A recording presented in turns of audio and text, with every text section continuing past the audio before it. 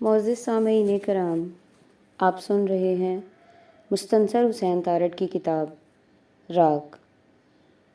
اگر آپ دیار اردو چینل پر نیو ہیں تو سب سے پہلے چینل کو سبسکرائب کر لیجئے اور بیل آئیکن کو پریس کرنا مت بھولیے گا تاکہ آئندہ آنے والی تمام اقساط آپ کو بر وقت موصول ہوتی رہیں۔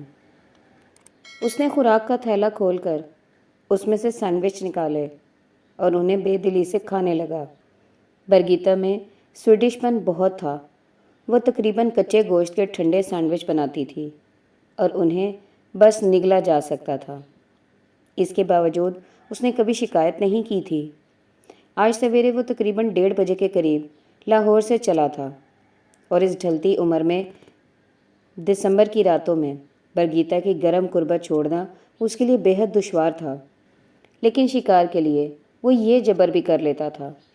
اس کے بدن کی حدت گجرانوالا پہنچ کر کم ہوئی، کلاسکے کے پاس مدھم ہوئی اور پھر علی پور تک پہنچتے پہنچتے وہ برگیتا سے آزاد ہو چکا تھا۔ بڑی نہر کے کنارے جیپ چلاتے ہوئے جب وہ بیراج تک پہنچا تھا تو وہ سب کچھ ماضی تھا جو وہ چھوڑ کر آ گئے تھے، اور مستقبل صرف قادر آباد کے پانی اور سرکنڈے تھے۔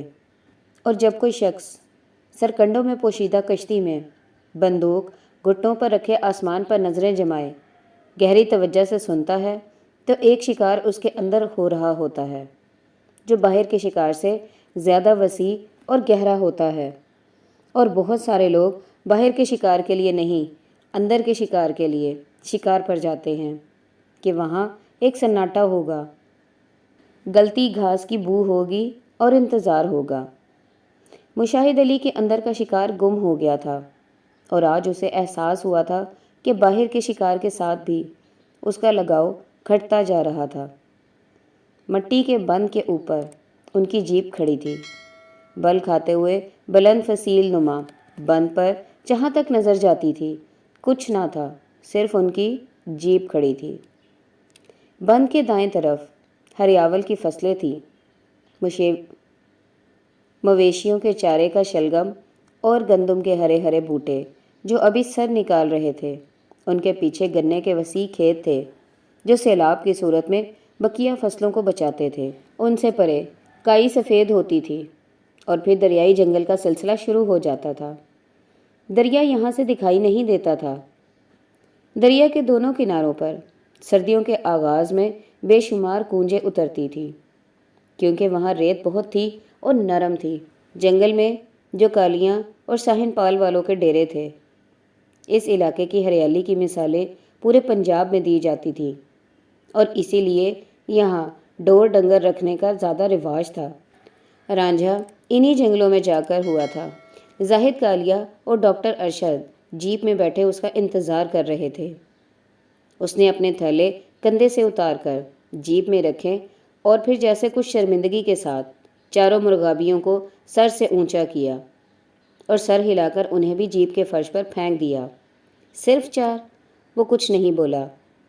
2 درجن، 2 درجن، زاہد کالیے نے اپنی دونوں انگلیاں اس کی آنکھوں کے آگے نچا کر کہا۔ ڈاکٹر ارشد چپکے سے اپنی کافی پیتا رہا۔ اس نے جیپ سٹارٹ کر دی۔ مشاہد، ڈاکٹر ارشد نے اس کے کندھے کو تھپکا، تمہارا گاؤں بھی تو کہیں ادھر ہی ہے؟ ہاں، مشاہد نے سر ہلایا۔ صبح کی دھوپ جنگل کے درختوں اور کھیتوں پر جزیروں کی صورت میں روشن تھی۔ جیپ کی رفتار آگے تیز تھی، لیکن حالیہ بارشوں کی وجہ سے دھول بالکل نہیں اڑ رہی تھی اور فضا بے حد صاف ستھری اور نتھری ہوئی تھی۔ قادر آباد کے ذخیرے کے پانی تا حد نظر پھیلے ہوئے تھے اور ان میں سرکنڈوں کے جھنڈ تھے۔ پایوں پر سینکڑوں مرغابیاں یوں تیرتی تھیں جیسے اصلی نہ ہوں، ڈکائے ہوں، اور اس طرح کی درجنوں ٹکڑیاں تھیں جو دسمبر کی دھوپ میں اپنے آپ کو گرماتی تھیں۔ بند کے نیچے جہاں تک پانی آ رہے تھے وہاں کمل کے بڑے بڑے پھول تھے جو جہازی سائز پتوں میں سے ڈنٹھل اٹھائے بند پر جاتے اس جیپ کو تکتے جاتے تھے۔ یہیں پر انہوں نے بوڑھے جم کاربٹ کو دیکھا اور وہ انہیں سیزن میں دوسری مرتبہ نظر آیا تھا۔ ہیلو جم، مشاہد نے جیپ روک کر اسے پکارا۔ اس نے نہیں سنا۔ زاہد کالیہ نے خوب گلا پھاڑ کر متعدد بار اوئے جم کاربیٹ، اوئے اوئے جم کاربیٹ کے نعرے لگائے۔ وہ نیچے، بہت نیچے تھے اور وہاں تک آواز بہت کم پہنچتی تھی، اور ظاہر ہے وہ سنتا بھی کم تھا، لیکن کالیہ کی آواز اس تک پہنچ گئی اور اس نے سر اٹھا کر ان کی جانب دیکھا اور پھر نہایت پرجوش انداز میں ہاتھ ہلایا۔ اس کے بوڑھے ملازم نے بھی اوپر دیکھا، لیکن وہ زیادہ دیر تک نہ دیکھ سکا کیونکہ وہ بندوق اور متعدد تھیلوں کے بوجھ سے جھکا ہوا تھا۔ جم کاربیٹ کے دائیں ہاتھ کے نیچے سے 2 مرغابیاں لٹک رہی تھی۔ مشاہد نے ہینڈ بریک اٹھا کر جیپ کو پھر سے سٹارٹ کر دیا۔ کبھی جم کاربیٹ کو ملنا چاہیے، ڈاکٹر ارشد نے کہا۔ آہو یار، کالیہ نے سر ہلایا۔ پتہ تو کرنا چاہیے کہ یہ کون ہے۔ اس سے کیا فرق پڑے گا؟ اب یہ ہے کہ ہم جہاں بھی شکار کو جاتے ہیں ہمیں اس کی تلاش رہتی ہے، اور اگر وہ نظر آ جائے تو ہم کتنے خوش ہوتے ہیں۔ وہ باقاعدہ ایک منظر ہے جو ہمارے دلوں کو گہری مسرت سے بھر دیتا ہے۔ تفصیل میں جانے اور جاننے کی کیا ضرورت ہے؟ گڈ اولڈ جم کاربیٹ، ڈاکٹر ارشد پہلی بار مسکرایا۔ بند کے ساتھ ایک قبرستان دکھائی دیا اور اس سے پرے ایک گاؤں کے گھر اور صحن تھے۔ ان میں کہیں کہیں دھوپ تھی۔ اس قبرستان میں کوئی ایک قبر میرے دادا کی ہے اور میں نہیں جانتا کہ کون سی ہے، اور کوئی ایک قبر میرے پردادا کی ہے، اور میں کئی بار سوچتا ہوں کہ اگر قادر آباد میں شکار کے دوران مجھے کچھ ہو جائے تو کیا تم مجھے یہیں اسی قبرستان میں دفن کر کے لاہور چلے جاؤ گے؟ تم جانتے ہو کہ مجھے اپنے گاؤں کی گلیوں میں گئے ہوئے 10 برس سے زیادہ کا عرصہ گزر چکا ہے۔ تمہیں کبھی خواہش نہیں ہوئی؟ نہیں، مشاہد نے سر جھٹکا۔ یہاں میرا کوئی نہیں، صرف یہ قبریں ہیں، اور قبروں کو کیا فرق پڑتا ہے کہ اگر ان پر پھول چڑھانے والا اور فاتحہ پڑھنے والا کوئی ہے یا نہیں ہے، بس وہ تھوڑی سی زمین ہے، چند بیگھے۔ اس نے جیپ کو بیک کر کے دوبارہ قادر آباد کی طرف موڑ لیا۔ گھنا جنگل اور کائی کی سفیدی اب ان کے بائیں جانب ہو گئی تھی۔ یکدم اس نے جیپ روک دی۔ اس کے ساتھیوں نے اسے سوالیہ آنکھوں سے دیکھا۔ کیا تم بھی سن سکتے ہو؟ وہ جنگل کو تکتا تھا اور سننے کی کوشش کرتا تھا۔ کہیں فائر ہوا ہے؟ کالیہ نے پوچھا۔ نہیں، کسی بھینسے کے ڈکرانے کی آواز ہے۔ ہوگی، ضرور ہوگی، ڈاکٹر ارشد نے کہا، لیکن ہمیں اب چلنا چاہیے۔ مجھے بٹ قلعہ پہنچنا ہے اور اسے اسلام آباد۔ ہمیں چلنا چاہیے۔ گجرانوالہ سے دور رویا سڑک کا آغاز ہوا تو اس کے تنے ہوئے اعصاب کچھ پرسکون ہوئے، اور اس نے گردن ڈھیلی کر کے ونڈ شیلڈ سے اوپر پاپلر کے درختوں میں سے تیزی سے گزرتے آسمان کو دیکھا۔ دھوپ ابھی وہیں تھی، درختوں کی چوٹیوں پر اور سڑک پر ٹریفک نہ ہونے کے برابر تھی۔ برما کے محاذ کی یادگار اس کی پرانی ویلز جیپ بالا کوٹ کے مستریوں نے ریکنڈیشن کی تھی، اور یہ ہموار شاہراہوں کے لیے نہیں تھی۔ اس کے انجن کو آسودگی تب حاصل ہوتی تھی جب اسے ہل چلائے کھیتوں اور پہاڑی ندیوں کی خشک گزرگاہوں میں ڈال دیا جاتا تھا۔ بہرحال دسمبر کی اس صبح میں لاہور جانے والی ہموار سڑک پر بھی اس کے انجن کی آواز ایک نخریلی بلی کی طرح گھراتی چلی جاتی تھی۔ دونوں جانب کھیت تیزی سے گھٹ رہے تھے۔ جہاں صنعتی عمارتیں نہیں تھیں وہاں سادہ 4 دیواریاں تھیں جن کے اندر ابھی تو چارے کے کھیت تھے، لیکن وہاں ان انڈسٹریز کے بورڈ لگ چکے تھے جن کی بدہیت اور بے کردار عمارتیں وزارت صنعت میں کسی سفارش کی منتظر تھیں۔ اس نے سڑک سے نظریں ہٹائیں اور بائیں ہاتھ پر دیکھا۔ کوہر سے ماری ہوئی خشک اور کھردری گھاس کے چند ٹکڑے کلر اٹھی زمین کی وسعت پر صبح کی دھوپ میں ابھی تک ٹھٹھرے ہوئے لگتے تھے۔ ان سے چند کھیت پرے ایک سیلابی پل کی درجنوں محرابوں کے اوپر لاہور جانے والی کوئی پیسنجر ٹرین جیسے صبح کی دھوپ سے سست ہو رہی تھی۔ اس ٹرین کی رفتار کچھ دیر سے اس کی جیپ کے ساتھ ہم آہنگ ہو چکی تھی، اور وہ ایک دوسرے کی نظر میں ساتھ ساتھ جا رہے تھے۔ کالیہ اور ڈاکٹر اس وقت لالا موسیٰ کے قریب پہنچ چکے ہوں گے۔ اس نے جیپ کی رفتار آہستہ کر دی تاکہ لاہور جانے والی ٹرین اوجھل ہو کر اس لینڈ سکیپ کو خالی کر دے۔ جسے وہ اس کے قدرتی رنگ میں ہی دیکھنا چاہتا تھا۔ جوڑوں کے کناروں پر کائی کے سفید سٹے نامعلوم ہوا سے حرکت میں آتے تھے، اور سفید بگلے قریب سے گزرتی جیپ سے لمحہ بھر کے لیے ٹھٹکتے تھے اور پھر شانت ہو جاتے تھے۔ سڑک سے ایک کچا راستہ نیچے اترتا تھا اور پھر وہاں تک دکھائی دیتا تھا جہاں پر ایک نئی فیکٹری زیر تعمیر تھی۔ مشاہد نے جیپ روکی تو اس کے کان خاموشی کے سناٹے میں آ گئے اور اس نے سر جھٹک کر اپنے آپ کو نارمل کیا۔ ریلوے لائن کے ساتھ ساتھ ٹھہرے ہوئے پانی کے جوہڑ دور تک چلے جاتے تھے اور ان کے کناروں پر خشک گھاس اور سوکھے ہوئے سرکنڈے تھے۔ پانی میں بوسیدہ ہوتی گھاس اور بوٹیوں کی بو جب اس کے نتنوں میں آئی تو جیسے وہ چوکنا ہوا کہ اب وہ کسی کشتی تیز صبح کے اندھیرے میں شکار کے لیے جاتا ہے۔ ابھی ان کا موسم نہیں تھا، لیکن اپریل کے دنوں میں یہ جوہر سفید اور گلابی کمل سے ڈھکے جاتے تھے، اور ایسے ڈھکے جاتے تھے کہ ان پر ننگے پاؤں چلنے کو جی چاہتا تھا، پر انہیں کوئی نہیں دیکھتا تھا۔ ان کے پرسکون اور دل کو گرفت میں کر لینے والے حسن کے گیت کسی نے نہیں گائے، صرف اس لیے کہ یہ اوجھل تھے۔ نرینیں تیزی سے گزر جاتی اور شاہراہیں یہاں سے کچھ فاصلے پر تھیں۔ صرف مشاہد تھا جو ہمیشہ یہاں تھوڑی دیر کے لیے رک کر پھر اپنا سفر جاری رکھتا۔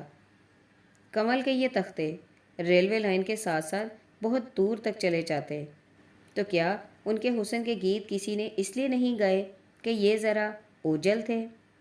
نہیں، ان کی توصیف یوں نہ ہوئی کہ یہ سادھو کے جیسے قصبے کے آس پاس تھے۔ اگر کمل کے یہی تختے جھیل ونڈر میر کے کناروں پر ہوتے تو وڈز ورتھ کو اپنے ڈیفوڈیلز دکھائی ہی نہ دیتے، اور وہ اے ہوسٹ آف گولڈن ڈیفوڈیلز کی بجائے a host of pink lotus تحریر کرتا۔ ریلوے لائن کے ساتھ کائی کے نیچے صبح کی ہوا میں کپ کپاتے اور رقص کرتے a host of pink lotus. لیکن آج رات نہیں جوزفن، ابھی تو دسمبر ہے۔ مارچ کے آخر میں ایک امبو گلابی کمل کا تمہارے لیے ابھی ان کا موسم نہیں ہے۔ اور موسم کس کا ہے جوزفن؟ زوال کا۔ آج صبح 2:16 پر جب وہ شیو کر رہا تھا تو یکدم اس کے منہ میں ایک چھوٹا سا پتھر کہیں سے لڑکتا ہوا آیا اور اس نے اسے بیسن میں اگل دیا۔ وہ حیرت سے سکتے میں آیا کہ یہ اس کی اپنی داڑھ تھی جو بہت دنوں سے ہل رہی تھی۔ اسے بیسن کی سفید سطح پر ایک گدلے اور بدوضع موتی کی طرح پڑی داڑھ کو دیکھ کر بے حد دکھ ہوا تھا۔ اس نے 50 برس تک میرے ذائقوں میں میرا ساتھ دیا تھا، یہ میرے بدن کا ایک حصہ تھی، اور اب میرے سامنے پڑی ہے۔ اس نے زبان سے اس حصے کو ٹٹولا جو خالی ہو چکا تھا۔ وہ بار بار منہ بھینچتا تھا کیونکہ اسے اس خلا کی عادت نہیں ہو رہی تھی۔ تو یہ زوال کا پہلا اشارہ تھا جو آج صبح 2:16 پر بیسن کی سفید سطح پر پڑا تھا۔ بس موسم اسی کا ہے جوزفن، ایک امبا گلابی کمل کا ابھی نہیں، یا شاید کبھی نہیں۔ مشاہد علی مشال نے اپنے دونوں ہاتھوں کو اپنے سامنے کیا۔ ان پر جھریاں تھیں اور گوشت کی پکڑ ڈھیلی پڑ چکی تھی۔ اس کے ہاتھوں اور مردہ مرغابی کے پنجوں میں کوئی فرق نہ تھا۔ شکار کیسا رہا؟ 4 مرغابیاں، 1 شیولر اور 3 نیل سر۔ لیکن تم خوش نہیں ہو؟ نہیں، میں خوش نہیں ہوں۔ کیوں؟ کیونکہ 4 مرغابیوں کا خوشی سے کوئی تعلق نہیں۔ درخت کسی ایک قسم کے نہیں ہوتے، وہ اونچے، پست قد، پھیلے ہوئے، منخنی اور سیدھے، گھنے یا چھدرے تھے، لیکن سب کے سب پرانے تھے۔ ایک جھنڈ تھا جس میں جامن، بھیڑے، کچنار، ششم، دھریک اور عملتاس الگ الگ دکھائی نہیں دیتے تھے، صرف پرندوں کو ان کی پہچان تھی۔ وہ سب ان کے اندھیرے میں رہتے تھے اور باہر سے دکھائی نہیں دیتے تھے۔ دھوبن چڑیاں بہت تھیں، ہدہد بھی تھے، اور کوئلیں بھی ایسی تھیں کہ وہ نظر بہت کم آتی تھیں۔ تیز دھوپوں والی جون کی دوپہروں میں عملتاس کی پلاہٹ کا انبار سب سے الگ ہو جاتا۔ اس کے زرد گچھے چینی لالٹینوں کی طرح ہوا سے جھولتے رہتے۔ انہی درختوں میں 7 کمروں والی کوٹھی واقع تھی۔ اسے 7 کمروں والی کوٹھی اس لیے کہا جاتا تھا کہ اس کے 7 کمرے تھے، اور ان میں سے ایک طویل کمرہ دالان کے ساتھ چلا گیا تھا، اور اس دالان سے جن درختوں کے تنے نظر آتے تھے ان پر اب بھی دھوپ ذرا کم تھی۔ دسمبر میں دھوپ ان کی چوٹیوں پر اترتی اور اترتے اترتے رک جاتی اور پھر وہیں سے رخصت ہو جاتی۔ طویل کمرہ ان دونوں کا تھا۔ برگیتا، برکت علی۔ ایسبرگ نے مشال کو حیرت سے دیکھا اور کہا، تم مجھے اتنی حیرت سے کیوں دیکھ رہے ہو؟ کیونکہ خوشی کا تعلق تم سے ہے۔ ہم 5 برس سے ایک دوسرے کے ساتھ ہیں۔ کیا اس عرصے میں تمہاری بے یقینی ختم نہیں ہوئی؟ نہیں، تمہاری آنکھوں میں بے یقینی نہیں، حیرت ہے۔ کیوں؟ پیبلو نرودا نے سری لنکا کی ایک بھنگن کے پورے بدن کو دیکھا تو وہ اسے ایک سیاہ وینس کی طرح نظر آئی۔ پیبلو نیرودا نے سری لنکا کی ایک بھنگن کے پورے بدن کو دیکھا تو وہ اسے ایک سیاہ وینس کی طرح نظر آئی، اور نیرودا کا کہنا ہے کہ جب میں اس سے محبت کر رہا تھا تو وہ مجھے حیرت سے تکتی تھی کہ یہ شخص کیا کر رہا ہے۔ اس نے برگیتا کے بدن کو یکدم ڈھیلے پڑتے اور ٹھنڈے ہوتے محسوس کیا۔ وہ جو مدھم حرکتوں میں تھی بالکل ساکت ہو گئی۔ اس نے اسے آہستہ سے اپنے آپ سے الگ کیا اور بستر کی سفید چادر میں ہو گئی۔ تم نے مجھے پہلی بار تو نہیں دیکھا کہ حیرت سے دیکھتے تھے؟ چادر کی سفیدی میں اس کے بدن کی سیاہی اتنی گہری تھی کہ وہاں وہاں رات ہوتی تھی جہاں جہاں وہ ہوتی، اور جہاں جہاں وہ ہوتی تھی وہاں وہ چادر سے سنبھلتی نہ تھی۔ نہیں، لیکن میں اپنی حیرت کو قابو میں نہیں رکھ سکتا جب میں تمہیں دیکھتا ہوں۔ میں تمہارے تنے ہوئے تناسب کو بھول جاتا ہوں ہر مرتبہ، اور یہ عمر ایسی ہوتی ہے کہ انسان بدن کو دیکھتا زیادہ ہے۔ اور برگیتا کا پورا بدن جال میں جکڑے کسی وحشی کی طرح اس بے اختیار ہنسی سے چادر میں کسمسایا جسے اس نے مشکل سے دبایا۔ تم اپنی عمر کے بارے میں ضرورت سے زیادہ کانشیس ہو رہے ہو۔ میں نے تو کوئی تبدیلی محسوس نہیں کی۔ آج صبح 2:16 پر جب میں شیو کر رہا تھا تو میری ہلتی ہوئی داڑھ میرے منہ میں آ گئی، اور اب وہاں خلا ہے اور مجھے اس کی عادت نہیں ہو رہی۔ مجھے یوں لگتا ہے کہ جو لفظ میرے منہ سے نکلتے تھے وہ کچھ قابو میں نہیں رہتے۔ کیا تم نے یہ تبدیلی بھی محسوس نہیں کی؟ نہیں، وہ اس کے ساتھ آ لگی۔ لیکن وہ خلا ہے کہاں؟ دکھاؤ۔ مشاہد نے منہ کھول دیا۔ برگیتا کی آنکھیں اس کے منہ کے قریب ہو گئیں۔ روشنی کم ہے، مجھے تو نظر نہیں آتا۔ دیکھو، میں بھی بھول جاتا ہوں کہ کہاں ہے، لیکن زبان پھیرتا ہوں تو وہ 2 داڑھوں کے درمیان اٹک جاتی ہے۔ یہ تو بہت آسان طریقہ ہے، اب میں خود تلاش کر لوں گی۔ برگیتا سویڈش ہونے کے باوجود اردو اور خاص طور پر پنجابی میں بے حد رواں تھی۔ وہ اپنا مطلب مکمل تفصیل کے ساتھ بیان کرنے پر قادر تھی، لیکن کس لفظ پر زور دینا ہے اور کس لفظ کو سرسری طریقے سے کہہ کر آگے بڑھنا ہے، اس پر وہ بھٹک جاتی تھی، اور یوں اس کے کئی فقرے عجیب و غریب معنی کے حامل ہو جاتے۔ اس کا لہجہ بہرطور سویڈش تھا، اور وہ اب بھی ہاں یا نہ کہتے ہوئے ایک ہچکی کے ساتھ اپنا سانس بدن کے اندر کھینچتی۔ پورے یورپ میں سویڈش کی یہی پہچان تھی کہ وہ فقرے کے اختتام پر یا سر ہلاتے ہوئے ایک مشکل سا اور مختصر سا سانس لیتے جیسے رک گیا ہو، اور بعض لڑکیوں میں یہ عادت عجیب سی کشش کی حامل ہو جاتی۔ وہ بہت دیر کے بعد اس سے الگ ہوئی اور پھر ایک رکے ہوئے سانس کے ساتھ کہنے لگی، میری کرسمس مشیل۔ مشاہد سناٹے میں آ گیا اور اس کے پورے بدن سے یکدم پشیمانی کا پسینہ پھوٹنے لگا۔ اس نے ایک بار پھر فراموش کر دیا تھا، اسے یاد ہی نہ تھا۔ اسے آج صبح یاد تھا اور اب اسے یاد ہی نہ تھا۔ اوہ، I'm sorry darling, please forgive me. I forgot. I plain forgot. مجھے معلوم تھا کہ تم بھول چکے ہو، ویسے میں نے انتظار کیا، بہت انتظار کیا۔ آج جب تم شکار سے لوٹے تھے تو جیپ کے انجن کی آواز سے سارے پرندے پہلے سہم کر خاموش ہوئے اور پھر پہلے سے بھی زیادہ شور مچانے لگے۔ تم بہت چپکے سے احتیاط سے اندر آئے تاکہ میں جاگ نہ جاؤں۔ میں نے تب بھی انتظار کیا کہ تم آ کر مجھے چومو گے اور کہو گے میری کرسمس برگیتا۔ چومنے کا کام تو میں اب بھی کر سکتا ہوں۔ وہ ابھی تک شرمندہ ہوتا چلا جا رہا تھا۔ نہ، اب بہت دیر ہو چکی ہے۔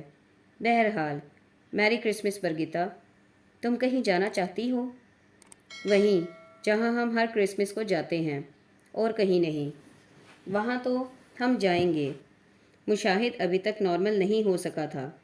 اور کرسمس ٹری کا کوئی بندوبست ہوا؟ نہیں، وہ ہنسنے لگی۔ یہاں صرف مور پنکھ کے پودے ملتے ہیں، اور وہ کسی طور بھی کرسمس ٹری نہیں ہوتے۔ یا پھر کئی لوگ مری اور نتھیا گلی سے چوری چھپے چیڑ کے نوجوان درخت اکھاڑ لاتے ہیں، جو کہ شرمناک ہے۔ ویسے تو چیڑ بھی کرسمس ٹری نہیں ہوتے۔ تو پھر میں سوچوں گی شاید 7 کمروں والی کوٹھی کا کوئی ایک بلند درخت اس کام کے لیے موزوں ہو۔ کوئی بھی درخت کرسمس ٹری ہو سکتا ہے یا نہیں ہو سکتا؟ ہو سکتا ہے۔ چادر سے باہر ہو کر وہ کھڑکی کے شیشے سے ناک لگا کر کھڑی ہو گئی۔ مجھے ابھی تک اس صاف موسموں والی روشن کرسمس کی عادت نہیں ہو سکی۔ گیوٹیبورگ میں تو کرسمس کا دن اکثر دھند میں لپٹا گزر جاتا ہے، اور یہی اس کی کشش ہوتی تھی۔ پتہ نہیں آج وہاں کیسا موسم ہوگا۔ پاپا راڈنی کیا کر رہے ہوں گے؟ مجھے یقین ہے وہ سارا دن اپنی موٹر بوٹ کو مرمت کرنے میں گزار دیں گے، اور ماما اولا مجھے یقین ہے کسی اور مرد کے ساتھ چلی جائیں گی۔ یہی کچھ ہوتا تھا گیوٹیبورگ میں۔ اس نے کھڑکی کے پٹ پورے کھول دیے۔ سرد ہوا کی کاٹ اندر آ کر اس کے بدن پر پھیلی اور اس کے کچھ حصے تھر رہے۔ حماقت نہیں کرو برگیتا۔ مشاہد کی نظریں اس کے بدن سے ہٹتی نہ تھیں۔ نیرودا کی ایک سیاہ بدن کے لیے فیسینیشن اس کی سمجھ میں آتی تھی۔ سردی ہے، کھڑکی بند کر دو۔ برگیتا نے مڑ کر پیچھے نہیں دیکھا، بلکہ درختوں کی تنوں تک آئی ہوئی دھوپ پر نظریں جمائے اس نے کھڑکی کی سل پر پاؤں رکھا اور برآمدے میں کود گئی، اور وہاں سے اس نے گردن کو بل دے کر پیچھے دیکھا۔ مشاہد، میں کچھ دھوپ، کچھ تازہ ہوا لینا چاہتی ہوں۔ وہ بے حد بیزار ہوا۔ وہ ہمیشہ بیزار ہوتا تھا۔ یہ عورت کیوں نہیں سمجھتی؟ درختوں سے پرے 4 دیواری ہے، اور کوئی بھی اندر جھانک سکتا ہے، اندر آ سکتا ہے۔ اس نے شتابی سے اپنی بوسیدہ نیلی جین چڑھائی اور کمرے سے باہر آ گیا۔ ہیٹر کی گرمی سے آسودہ کیے ہوئے اس جسم سے دسمبر کی سرد کرچیوں والی ہوا ٹکرائی، اور اس نے ایک جھرجھری سی لی۔ اسے سویٹر پہن کر باہر آنا چاہیے تھا۔ یہ عمر رسک لینے والی نہیں تھی، چاہے آپ اس کے بارے میں کانشیس ہوں یا نہ ہوں۔ اب تو مجھے ایک لیکچر دو گے؟ وہ اتنے قدرتی طریقے سے اس کی جانب آہستہ آہستہ قدم رکھتی ہوئی آئی، جیسے وہ کسی خاص موقع کے لیے پراپرلی ڈریسڈ ہوئی ہو، پیئر گارڈن کے شام کے لباس میں شاید۔ لیکن تم مجھے کنونس نہیں کر سکتے، کبھی نہیں۔